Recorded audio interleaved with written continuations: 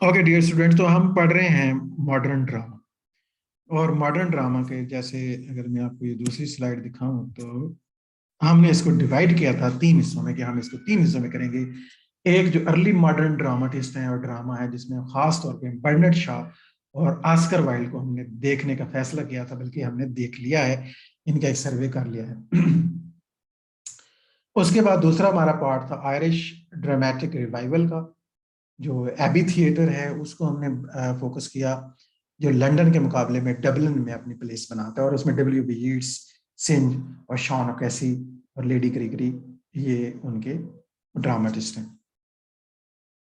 और तीसरा हिस्सा हमने बनाया था, और जो हमने अभी तक नहीं किया है, वो है द पोइटिक ड्रामा, जिसमें टी एस एलियट और स्टीफन स्पेंडर और डब्ल्यू बी यीट्स का नाम मैंने यहाँ नहीं लिखा, वो रिपीट हो रहा था अभी, खैर वो आपको आइडिया हो जाएगा। तो हम चलते हैं अपने तीसरे हिस्से को कंप्लीट करने की कोशिश करते हैं। तो यहाँ पे ये सारा कुछ आप पढ़ चुके हैं। आज आपको ये सारी स्लाइड्स भी एक साथ प्रोवाइड कर देते हैं। ये हमने पार्ट 2 किया था। Part 3 poetic drama. ठीक है, अब ये हम सिर्फ एक डायमेंशन चेंज कर रहे हैं। ठीक है, कि हो सकता है कि इसमें आयरिश ड्रामा से भी कोई बंदे आ जाएं, कोई दूसरे ड्रामा से भी आ जाएं। तो चलते हैं कि ये पोइट्री ड्रामा एक और डायमेंशन, जब हम मॉडर्न ड्रामा को देखते हैं तो इसमें हमें डबलिन में जो फोकस्ड ड्रामा है, आयरिश ड्रामा, जिसे एबी थिएटर कहेंगे, वहाँ प्रैक्टिस हो रहा था टाइप का ड्रामा। एक लंदन में प्रैक्टिस हो रहा था, एक इंटेलेक्चुअल ड्रामा था, एक एंटी रैशनल ड्रामा था। लेकिन उसके अलावा भी एक टाइप अलग की जा सकती है, और वो है the poetic drama. So in the 20th century there has been a revival of the poetic drama।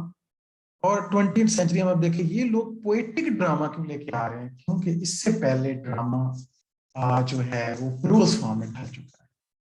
और बहुत पहले जब इंग्लैंड में ड्रामा लिखा गया, चाहे वो कार्बोडक्स से क्यों ना स्टार्ट हो, वो पोएटिक ड्रामा हुआ करता था। और शेक्सपियर ने तो इसको बिल्कुल, इस फन को जो है वो इंतहा पर पहुंचाया। फिर ग्रेजुअली क्या हुआ कि हम देखते हैं डिक्लाइन हो गया, ड्रामा बिल्कुल वैनिश हो गया।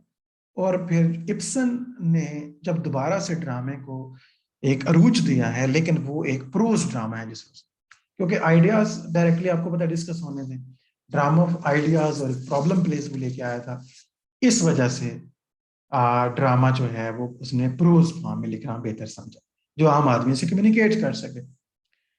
तो जो पुराना ड्रामा था वो आपको पता है पोइटिक ड्रामा होता था, शायरी के अंदाज में ड्रामा लिखा जाता था, और चंद डायलॉग होते थे, लेकिन मोस्टली 90% उसमें पोइट्री हुआ करती थी। तो मॉडर्न टाइम के अंदर 20th सेंचुरी में रिवाइव करने की प्लान किया गया कि पोइटिक ड्रामा को दोबारा से लेके आया जाए। And some of the great poets as W B Yeats and Eliot have written poetic plays. और ये खास तौर पे ये दो आदमी जो हैं, इन्होंने अपने ड्रामा जो है ना वो पोइट्री फॉर्म में लिखे। और पर्पस क्या था कि वो रिवाइव किया जाए पोइटिक ड्रामा का ट्रेडिशन, जो ओल्ड ट्रेडिशन, जो लॉस्ट ट्रेडिशन है, जो गुम हो गया है, जो खो गया है माजी के अंदर। हम दोबारा से ऐसे ड्रामे प्रोड्यूस करेंगे जो पोइटिक ड्रामास में। This was a reaction against the prose plays of the Shaw. अब इमीडिएटली जो प्लेज वहां पे हो रहे थे वो शाह के प्लेज थे, एंड अदर्स जैसे कि Oscar Wilde, which showed a certain loss of emotional touch with the moral issues of the age। ठीक है, ना तो वो अखलाकियात की साइड पे चल रहे थे, ना ही कोई वो इमोशंस को एक्सप्रेस करते थे। देखो पोएट्री एक जॉनरा होती है जिसके अंदर आप इमोशंस को एक्सप्रेस करते हैं, तो ये टू मच सेंटिमेंटल ड्रामे नहीं थे। इस वजह से ये प्रोज में बेटर थे, क्योंकि प्रोज में आर्गुमेंट जनरेट होता है, इंटेलेक्ट को वो अपील करता है। जबकि पोएट्री में क्या होता है कि कई दफा आप उसके म्यूजिक में, उसके स्टाइल के अंदर खो जाते हैं, और इमोशन समटाइम वो इमोशनल एक्सप्रेशन होता है सिर्फ, और उसमें कोई बहुत बड़ा आइडिया नहीं होता। तो इन दोनों के दरमियान ये भी फर्क था।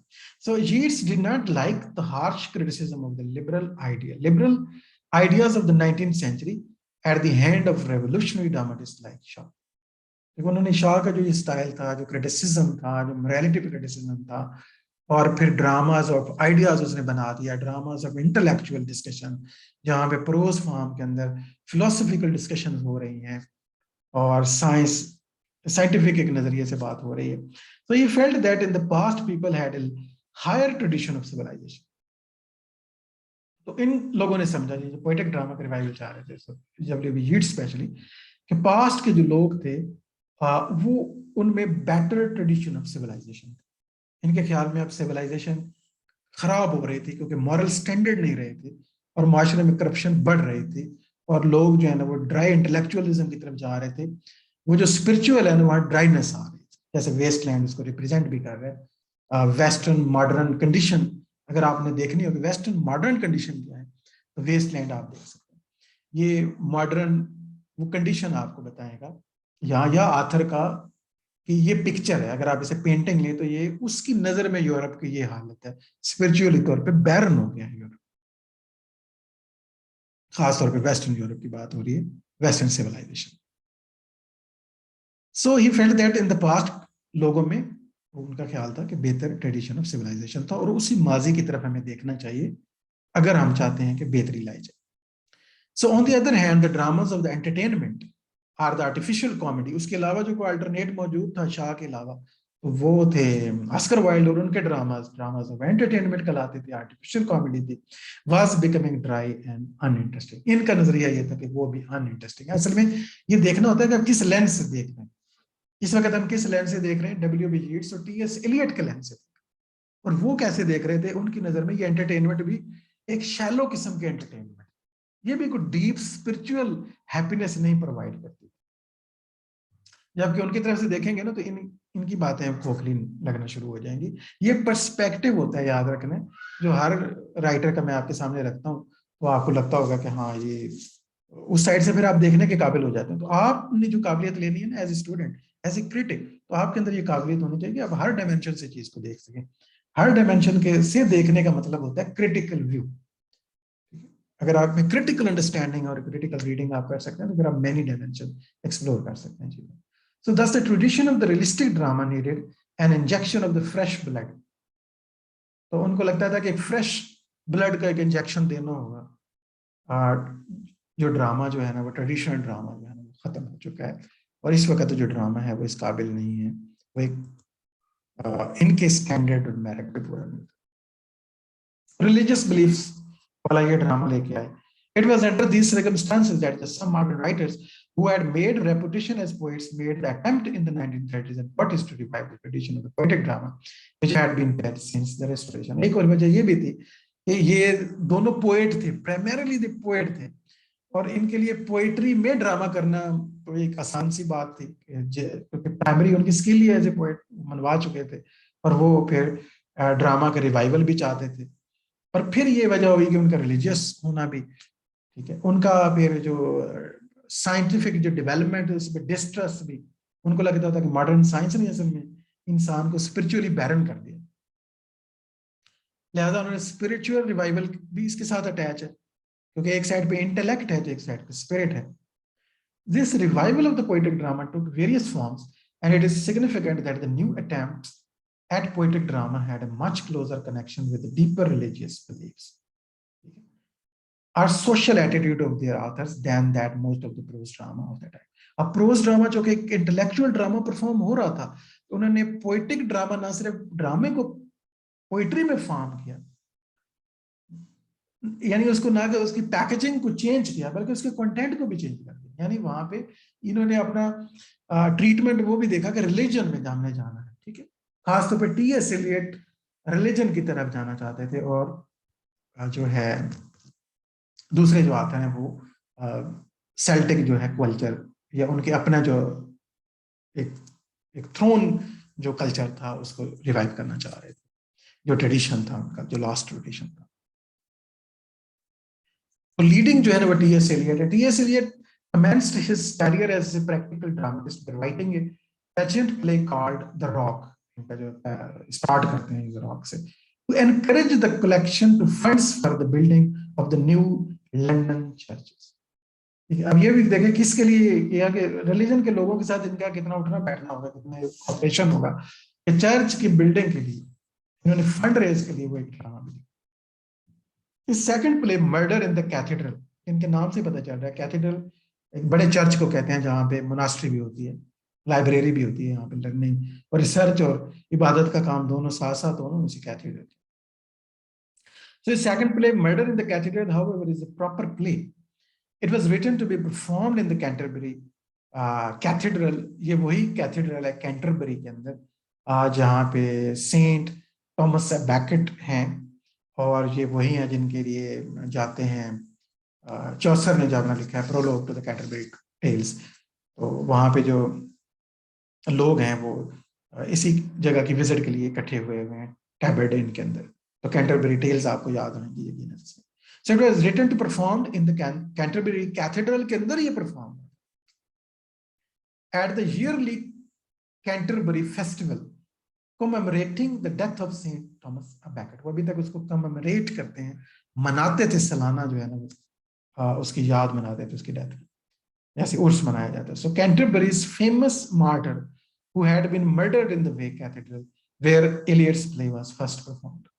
Obviously, the impulse behind the play was also religious rather than a properly theatrical one, as in the case of the Rock. तो जिस तरह रॉक और एक रिलीजियस उसके पीछे एक इंटेंशन थी, कुछ मजहबी मकासद थे, बिल्कुल इसी तरह मर्डर इन द कैथेड्रल के पीछे भी वो रिलीजन के लोगों ने इनको कहा होगा कि हमारे लिए एक प्ले आप जो. But murder in the cathedral is closer to being a drama than The Rock is. ये उससे बेहतर फन है, इसमें ज्यादा उन्होंने अच्छे से काम किया.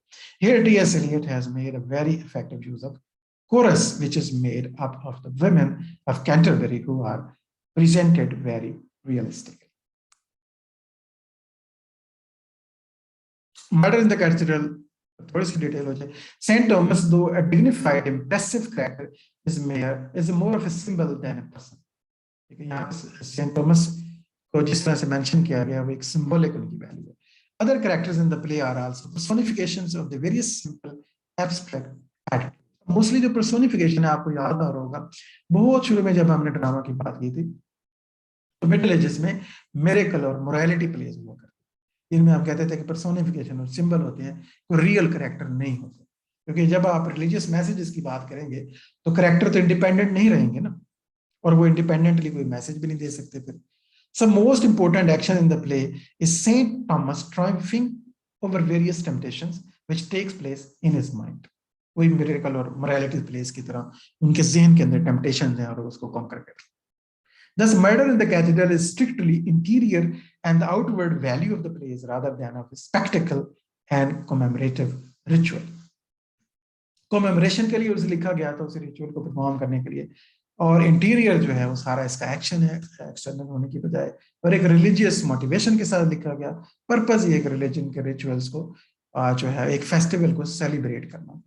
Whereas the rock and the murder in the cathedral belong to the special religious occasions rather than to the wider world of the theater, and one has to approach them in a religious frame of mind. इसको आपने समझना है तो religious frame of mind से हमें जाना होगा. ये एक सेपरेट एक सेकुलर पीस ऑफ आर्ट शायद इन्हें कंसिडर नहीं किया जाता. उसके अलावा इनका वर्क है the family reunion. Particularly Eliot ने यहाँ तक तो स्टिमुलेशन इनको मिली और इन्होंने फिर पोएटिक प्लेस लिखे और बिल्कुल अपने आप को अलग किया शास के ड्राई इंटेलेक्चुअल प्रोज प्लेस. तो उस रॉक से और मर्डर इन द कैथेड्रल को और फिर इन्होंने बेहतर किया. तो उसके बाद इनका एक और प्ले आता है the family reunion. Next play is not religious play. Okay, it deals with the return of a young nobleman, Harry, to his ancestral home where his widowed mother, Amy, wants him to settle as the head of the aristocratic country house. So family reunion है, कोई शख्स वापस आता है और family की reunion होती है इसके अंदर. Conveys the illusion of reality. तो यहाँ पे ये ड्रामा को, इसने पोएटिक ड्रामा को एक इंडिपेंडेंटली डील किया है रिलीजन के सब्जेक्ट से हटाकर, लेकिन आल तो इसके अंदर मॉरल वैल्यूज तो यकीनन रहेंगी, और फैमिली टर्म से ही आपको आइडिया हो रहा होगा कि फैमिली और फैमिली मॉरल्स और फैमिली यूनिट को एक जो सेक्रेट हैसियत हासिल है उसका भी साथ रिवाइवल है. उसके अलावा इनका एक प्ले है the cocktail party. Eliot's latest play जो है last play basically. The cocktail party deals with the more profound and serious theme that of the various kinds of the self-deception in which every cultivated and pleasant and well-meaning people tend to indulge. The play begins with the cocktail party एक party हो रही है, cocktail party है, which has been arranged by the wife and the husband does not know all the guests. एक wife और husband है, वो party arrange करते हैं, यहाँ ये प्ले स्टार्ट होता है, और वो जो हस्बैंड है वो सारे गेस्ट का उसे इल्म नहीं है. The disappearance of the wife adds to the embarrassment of the husband. Party के दौरान दरमियान में कहीं वाइफ गायब हो जाती है और ये चीज एम्बैरस करती है husband. When the party is over, one of the guests who is a psychiatrist, एक guest psychiatrist है, stays behind. He knows the secret. वो जानता है कि इन दोनों के दरमियान कुछ secrets हैं. The husband does not love his wife. Secret ये है, and has a mistress. The wife, on the other hand, has been having her own love affair with a young man. तो दोनों के अपने अपने love affairs हैं अलग अलग. Who is secretly in love with her husband's mistress. लेकिन confusion क्या है? Secret क्या है कि husband does not love his wife and has a mistress. The wife, on the other hand, has having her own love affair with the young man who is secretly in love with her husband's mistress. Okay. और उसका जो love affair है वो एक young man के साथ है, और यंग मैन जो है ना अंदर से उस मिस्टर से लव करता है जिसके साथ उसका हस्बैंड लव करता है. So the psychiatrist solves the tangle by advising the husband and the wife that they should not expect too much from each other. Ultimately वो इन दोनों को समझाता है कि किस तरह वो इन्हें एक्सेप्ट करके या बहुत ज्यादा एक दूसरे एक्सपेक्ट ना करके फैमिली सिस्टम को ये आगे की तरफ लेके जा सकते हैं. Instead of yearning for a romantic drama, they should honestly realize their limitations and accept a moral basis for successful marriage, so they are reconciled to each other. और at the very end वो reconciled हो जाते हैं और अपने ये दोनों फिर तर्क कर देते हैं और समझते हैं एक दूसरे की weaknesses को. और द कॉकटेल पार्टी हम देखते हैं कि टी.एस. एलियट ने जो है ना वो बिल्कुल वो उन रिलीजन के थीम्स को हटाकर एक मॉडर्न टाइम के अंदर जो ट्रबल्स हैं, जो कंडीशंस है उसको, या फैमिलीज के अंदर जो कंडीशन हो सकती हैं वहाँ की, उसको एक आईना दिखाने की कोशिश की, उसका एक सोल्यूशन भी दिया. दूसरे हमारे पास हैं जी स्टीफन स्पेंडर हैं, और तीसरे जो आथर है हमने साथ उनका जिक्र भी किया था, वो उनको चूंकि हमने अलग से जो है वो आयरिश ड्रामेटिक रिवाइवल के अंदर जो है वो W.B. यीट्स के प्लेस का जिक्र हमने कर दिया हुआ है, इसलिए यहाँ डिटेल की जरूरत नहीं है, लेकिन पोएटिक ड्रामा की लिस्ट में हम उनको भी रखते हैं. So Stephen Spender जो है, The Cocktail Party is the most successful of the T.S. Eliot's plays from the theatre point of view. Another great modern poet who has written poetic play is Stephen Spender, जो इनको follow करते हुए लिखता है. His most important play is The Trial of a Judge. The Judge, और एक ही इनका सबसे ज्यादा पसंदीदा है और बेहतर रिमार्केबल प्ले है पब्लिक के यहाँ जिसको मिली एक्सेप्टेंस.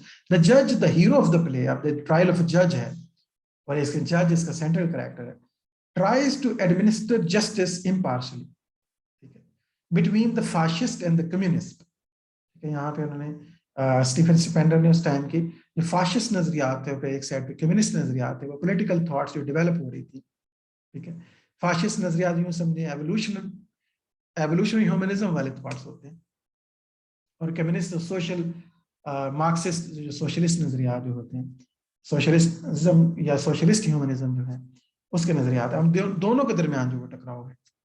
तो वो एक जज जो है वो कोशिश करता है कि जस्टिस मेंटेन किया जाए इम्पार्शियली इन दोनों थॉट्स के दरमियान, दोनों तरह के लोगों के दरमियान. But the fascist who are in power charge him with communist leanings and he is disgraced, imprisoned and. और फाइनली जो है फाशिस्ट समझते हैं कि ये तो कम्युनिस्ट है, या उस पर इल्जाम लगाते हैं अतः वो इम्पार्शियल है, और एंड पे उसे डिस्ग्रेस करके मार डालते हैं. On account of these reasons, The Trial of a Judge is one of the most effective pieces of the poetic drama in the modern age. तो modern age के अंदर ये एक remarkable, famous, established drama है, The Trial of a Judge, Stephen Spender का एक poetic play भी है. तो यहाँ पे गुड न्यूज ये है, हमारा जो मॉडर्न ड्रामा है